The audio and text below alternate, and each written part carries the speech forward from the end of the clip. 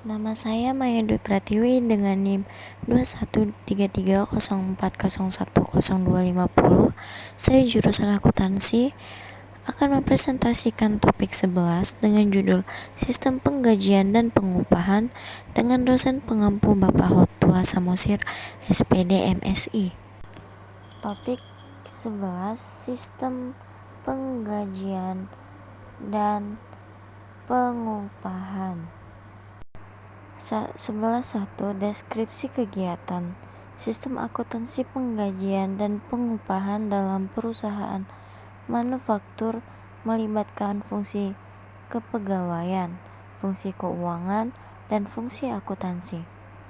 Fungsi kepegawaian bertanggung jawab dalam pengangkatan karyawan, penetapan jabatan, penetapan tarif gaji dan upah, promosi dan penurunan pangkat, mutasi karyawan, penghentian karyawan dari pekerjaannya, dan penetapan berbagai tunjangan kesehatan karyawan, serta perhitungan gaji dan upah karyawan. Berikutnya, fungsi keuangan bertanggung jawab atas pelaksanaan pembayaran gaji dan upah serta berbagai tunjangan kesejahteraan karyawan. Fungsi akuntansi bertanggung jawab atas pencatatan biaya tenaga kerja dan distribusi biaya tenaga kerja untuk kepentingan perhitungan harga pokok produk dan penyediaan informasi guna pengawasan biaya tenaga kerja. Sistem penggajian adalah pengembangan sekumpulan prosedur yang memungkinkan perusahaan untuk menarik, menahan, dan memotivasi staf yang diperlukan, serta untuk mengendalikan biaya pembayaran gaji. Karena tidak ada satu pola yang dapat digunakan secara universal, maka prosedur ini harus disesuaikan dengan kebijakan gaji tiap-tiap organisasi dan hendaknya didasar atas kebijakan yang dianggap adil. 11.2 Pengertian. Gaji dan upah merupakan balas jasa yang diterima karyawan atas pekerjaan yang dilakukannya. Bagi karyawan, gaji dan upah merupakan bentuk penghargaan atas pekerjaan dan prestasi kerjaannya. Selain itu, merupakan salah satu motivasi bagi mereka. Lain halnya dengan perusahaan. Bagi perusahaan, gaji dan upah merupakan beban untuk menghasilkan laba sehingga pengolahannya harus dilakukan sedemikian rupa agar tetap efektif dan efisien. Pengertian sistem informasi akuntansi gaji dan upah. Sistem akuntansi gaji dan upah digunakan untuk menetapkan, menerapkan, dan mengevaluasi serta pembayaran yang tepat yang digunakan oleh pemimpin untuk pengambilan keputusan yang diperlukan, baik yang berkaitan dengan motivasi maupun training atau development karyawan. 11.3 Dokumen yang digunakan. Berikut adalah dokumen yang diperlukan dalam sistem akuntansi penggajian dan pengupahan. A. Dokumen pendukung perubahan gaji dan upah. Dokumen ini pada umumnya dikeluarkan oleh fungsi kepegawaian berupa surat-surat keputusan yang bersangkutan dengan karyawan. Tembusan dari dokumen-dokumen ini dikirimkan ke fungsi pembuat daftar gaji dan upah. B. Presensi. Dokumen ini mencatat jumlah kehadiran karyawan dan nantinya data ini menjadi pertimbangan bagian keuangan dalam pengambilan keputusan. C. Daftar gaji dan daftar upah. Dokumen ini berisi jumlah gaji dan upah bruto setiap karyawan, dikurangi potongan berupa PPh pasal 21, utang karyawan, iuran untuk organisasi karyawan, dan sebagainya. D. Rekap daftar gajian dan daftar upah. Dokumen ini merupakan ringkasan gaji dan upah per departemen yang dibuat berdasarkan daftar gaji dan upah perusahaan yang berdasarkan pesanan. Rekap daftar gaji dan upah digunakan untuk membebankan upah langsung dalam hubungannya dengan produk kepada pesanan yang bersangkutan. Distribusi tenaga kerja ini dilakukan oleh fungsi akuntansi biaya. 11.4 Jaringan prosedur yang membentuk sistem. Sistem penggajian terdiri dari jaringan prosedur berikut ini. 1. Prosedur pencatatan waktu hadir. 2. Prosedur pembuatan daftar gaji. 3. Prosedur distribusi biaya gaji. 4. Prosedur pembuatan bukti kas keluar. 5. Prosedur pembayaran gaji. 11. Sistem pengupahan terdiri dari jaringan prosedur berikut ini. 1. Prosedur pencatatan waktu hadir. 2. Prosedur pencatatan waktu kerja. 3. Prosedur pembuatan daftar upah. 4. Prosedur distribusi biaya upah. 5. Prosedur pembuatan bukti kas keluar. 6. Prosedur pembayaran upah. 11.5. Fungsi terkait. Fungsi-fungsi yang terkait dengan sistem akuntansi penggajian dan pengupahan adalah sebagai berikut. 1. Fungsi PSDM atau HCD bertugas untuk merekap hasil presensi karyawan yang nantinya disetor ke fungsi keuangan. 2. Fungsi keuangan. Fungsi ini bertanggung jawab untuk membuat slip gaji berdasarkan data yang telah diterima dari fungsi PSDM atau HCD dan membuat laporan penggajian. 3. Manajer memvalidasi semua kejadian yang telah dilakukan oleh fungsi-fungsi sebelumnya.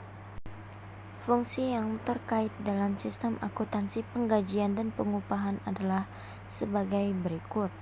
1. Fungsi kepegawaian. 2. Fungsi pencatatan waktu. 3. Fungsi pembuatan daftar gaji dan upah. 4. Fungsi akuntansi. Dan 5. Fungsi keuangan. 6. Flowchart. Dapat dilihat dari tabel-tabel berikut ini tentang flowchart penggajian.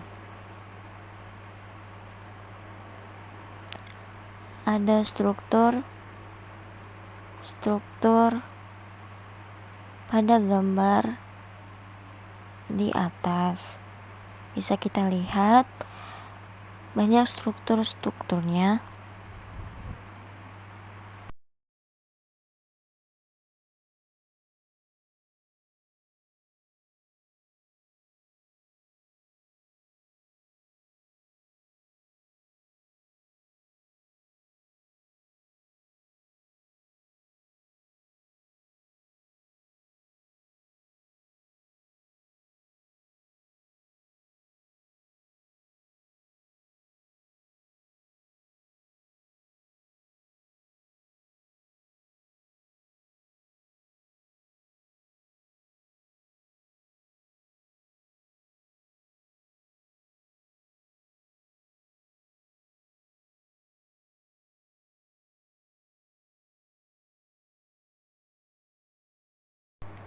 (11.7) Unsur pengendalian internal. Hal ini mencakup struktur organisasi dan semua cara-cara serta alat-alat yang dikoordinasikan yang digunakan di dalam perusahaan dengan tujuan untuk menjaga keamanan harta milik perusahaan, memeriksa ketelitian dan kebenaran data akuntansi, memajukan efisiensi di dalam operasi, dan membantu dipatuhinya kebijakan manajemen yang telah diterapkan lebih dahulu. Zaki Baritwan, 1990, 13. Untuk tujuan di atas terdapat elemen-elemen yang merupakan ciri-ciri pokok pengendalian intern. Pengendalian intern yang memuaskan meliputi sebagai berikut. Suatu struktur organisasi yang memisahkan tanggung jawab fungsional secara tepat. Suatu sistem wewenang dan prosedur pembukuan yang baik, yang berguna untuk melakukan pengawasan akuntansi yang cukup terhadap harta milik, utang-utang, pendapatan-pendapatan, dan biaya-biaya. Praktek-praktek yang sehat harus dijalankan di dalam melakukan tugas-tugas dan fungsi-fungsi setiap bulan organisasi.